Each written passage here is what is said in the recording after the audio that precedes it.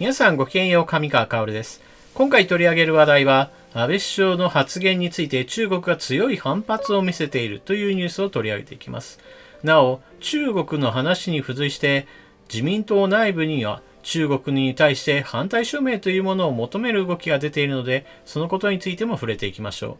う。なお、安倍総理が一体何を言ったかといえば、それは新型コロナウイルスが中国から世界へと広まったというこの事実について言っただけです。この事実について中国は、そのようなことを言うのは政治問題化している。中国に責任を負わせるような発言をするなといったような反発を見せているわけです。かなり異様な発言だと私は思うのですが、一体どのような発言が行われたのか、関連のニュースを見ていきましょう。習主席、国賓来日消滅か。中国に汚名を着せることに断固として反対する。安倍首相会見に中国外務省が異常反発。中国外務省が異常な反発をしてきた。安倍晋三首相が25日の記者会見で、新型コロナウイルスが中国から世界に広がったと語ったところ、激しく噛みついてきたのだ。中国は世界全体で34万人以上の死者を出している死のウイルスについて、発生国として初動対応の失敗が指摘されていることなどに問題意識を感じていないのか。ウイルス起源の問題を政治化し、中国に汚名を着せることに断固として反対する。中国外務省の趙立堅報道官は26日の記者会見で、安倍首相の発言にこう反発した。ウイルスの起源については、厳粛な科学の問題だと言い放った。趙氏といえば、今年3月、自身のツイッターで、米軍が武漢に感染症を持ち込んだのかもしれないと投稿し、ドナルド・トランプアメリカ政権の猛反発を受けた、曰く付きの人物だ。ただ、中国外務省高官の正式発信だけに放置できない。そもそも安倍首相は中国に汚名を着せていない。アメリカウォールストリートジャーナルの記者に、今、アメリカと中国はウイルスなどをめぐり激しく対立している。日本はどっち側につくでしょうかと突然聞かれ、冒頭の前置きをした上で次のように続けた。日本の外交・安全保障の基本的立場としては、アメリカは日本にとって唯一の同盟国である。基本的価値を共有している。日本はアメリカと協力しながら様々な国際的な課題に取り組んでいきたい。中国も世界において経済的にも重要な国であり、プレイヤーだ。国際社会は日本と中国がそれぞれ地域や世界の平和や安定、繁栄に責任ある対応を取っていくことが期待されている。外交的に極めてバランスのいい発言と言える。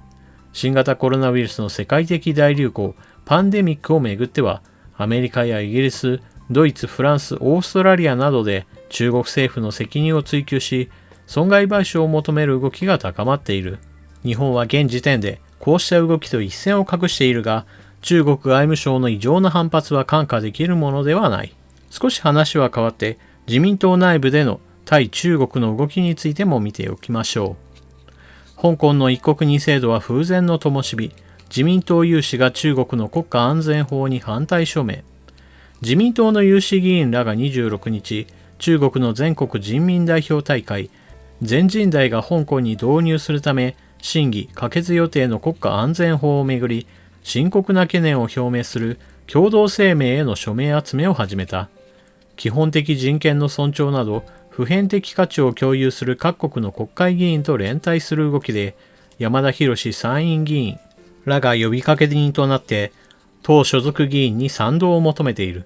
共同声明は、香港の一国二制度はまさに風前の灯火となっていると指摘し、同法が香港の高度な自治を2047年まで保障した中英共同宣言に対する明白な違反で容認できないと主張している。これまでにイギリスをはじめ25カ国の231人以上の国会議員が署名しているという。署名を呼びかけている山田博自民党参議院議員のツイッターのアカウントはこちら。自民党の中でどれだけ署名が集まるのか、そして署名が集まったとして政府の政策に少しでも影響を与えられるのか、このあたりについては少し疑問が残ります。まずそもそも論として何か安倍総理が変なことを言っているかといえば全くそういったことはありません。むしろ私はかなり物足りない発言だなと思っています。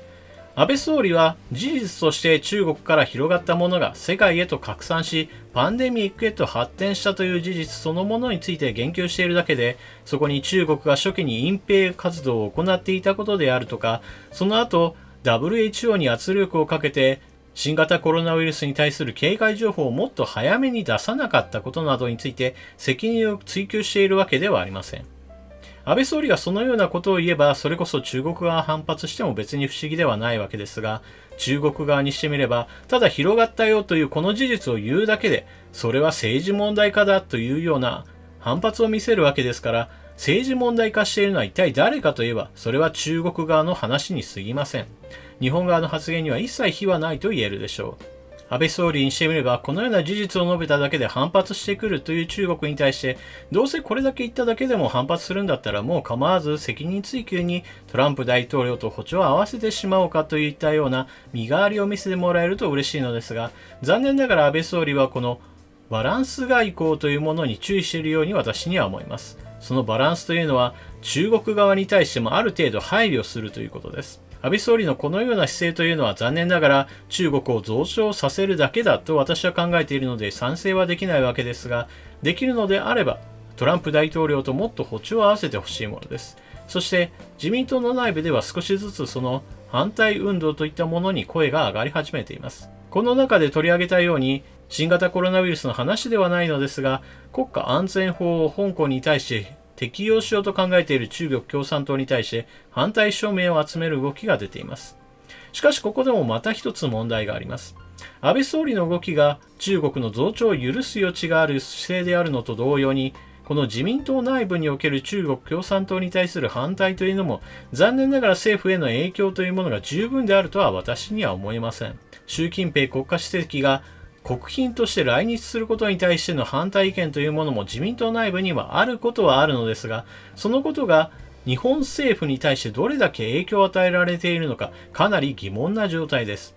このように自民党内部というのは残念ながら親中派議員の意見というものが政府に強い影響を与えており、逆に親中派ではない人たちが政府に対する影響力を小さいというのが、これが今の自民党の大きな問題でしょう。日本国内においては新型コロナウイルスの問題だけではなく、尖閣諸島の問題においても中国に対する不信感を持っている人は私は着実に増えていると思います。このような時にあって自民党内部に親中派議員が多く、それが日本政府に対して強い影響力を持っているというのであれば、それこそ自民党全体に対する不信感につながるのは私は避けられないと思います。逆に言えば自民党の中にいて中国の勢力を排除しようと考えている議員がいるのであれば、むしろそういった人たちが集まって新党を作り、自分たちこそが保守自民党であるということを名乗るような、そういった政界再編さえ私は視野に入れるべきではないかと思っています。もちろんすぐに国政選挙があるわけではないので、そうした動きを今すぐするというのは難しいかもしれません。